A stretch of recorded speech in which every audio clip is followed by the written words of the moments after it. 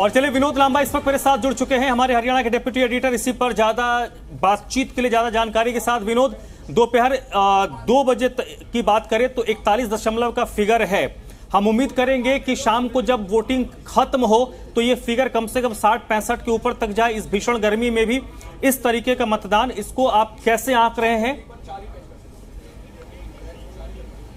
देखिए, निश्चित तौर पर धर्मराज, आपने तमाम आंकड़े सिलसिलेवार से तरीके से समझाए और लोकसभा के अंतर्गत आने वाली विधानसभाओं में भी क्या हाल है दर्शकों के सामने रखा।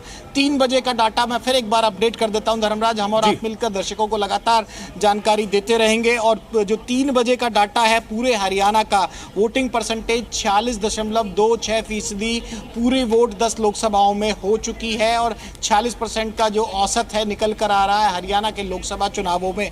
सबसे ज्यादा वोटिंग अगर कहीं हुई है तो कुरुक्षेत्र में हुई है। कुरुक्षेत्र में 3 बजे तक का डाटा 50.17 है। इसके अलावा रोहतक 49 पे है, सिरसा भी 49 पर है और उसके बाद सोनीपत का नंबर आता है। हिसार ज्यादा पीछे नहीं है, वो 45 है। गुरुग्राम नजर आता है कम 41 पर। फरीदाबाद उससे थोड़ा सा बेहतर और सबसे कम अगर कहा जाए तो गुरुग्राम होगा और फरीदाबाद में 42 है। भिवानी महेंद्रगढ़ भी ज्यादा पीछे नहीं है, 47.25 है। और अंबाला की बात कर ले तो 48.31 है। अब महत्वपूर्ण है कि इस पूरे आंकड़ों में किस तरह की पिक्चर निकल कर आएगी, ज्यादा वोट परसेंटेज से क्या मायने निकलेंगे। 2 लोकसभा सीटों की खासतौर से हम लोग बात करेंगे, दर्शकों के सामने रखेंगे। करनाल सीट की, जहां से पूर्व मुख्यमंत्री लड़ रहे हैं, और इसके अलावा रोहतक, जिसे कि हॉट सीट कहा जाता है और हुडास के लिहाज से वो काफी महत्वपूर्ण है और पिछली बार हार मिली थी। और अगर करनाल की ही जिक्र कर ले, तमाम जो विधानसभा वाइज है डाटा, असंध में 44% है, घरौंदा पूरी तरह से ग्रामीण इलाका है, वहाँ 50% है। इंद्री की बात करें वहाँ भी 51 हो चुका है। इसराना एक और ग्रामीण इलाका 50 है। करनाल सिटी की जो बात है वहाँ 41% वोटिंग हुई है। और ये डाटा जो मैं दर्शकों के सामने रख रहा हूँ, ये 3 बजे तक का डाटा अपडेट के साथ रख रहा हूँ। नीलोखेरी की बात की जाए वहाँ 47 अच्छा परसेंटेज है। पानीपत सिटी, तो शहरों में जो वोटिंग परसेंटेज का ट्रेंड रहता है वो हरियाणा में भी बना हुआ है।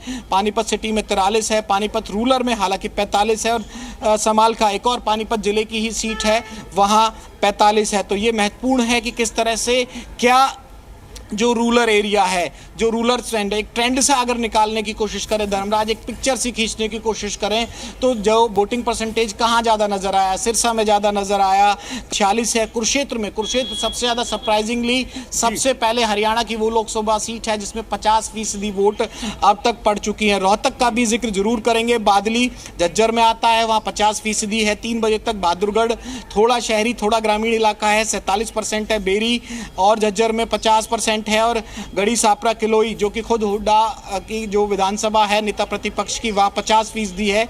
झज्जर में 46 है। कलानौर में 50 है। कोसली बड़ा महत्वपूर्ण है। कोसली भाजपा की उम्मीदों को हमेशा जिंदा रखता है रोहतक लोकसभा में और वहाँ के लिहाज से 51% है।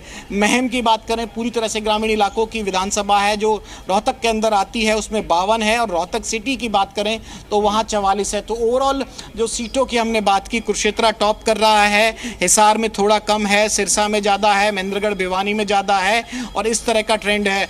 और जो फरीदाबाद और गुरुग्राम में जो सबसे पीछे की रेस चल रही थी, उसमें फरीदाबाद थोड़ा अप हुआ है और गुरुग्राम सबसे पीछे चल रहा है। तो ओवरऑल जो कैंडिडेट्स हैं, जो उनके रणनीतिकार हैं, इस चीज़ों पर, इन डाटा पर भी खासतौर से नज़र रखते हैं कि विधानसभा वाइज किसका क्या हाल चल रहा है। धर्मराज, चलिए विनोद, बहुत बहुत शुक्रिया आपका इस पूरे अपडेट के लिए। तो दोपहर 3 बजे तक का अपडेट विनोद लांबा ने आपको बताया और हम उम्मीद करेंगे कि जब मतदान संपन्न हो तो ये आंकड़ा कम से कम 60-65% के करीब हो और आखिर के 2.5-3 घंटे में हम ये मानकर चलते हैं कि 10 से 15% का इजाफा होता है।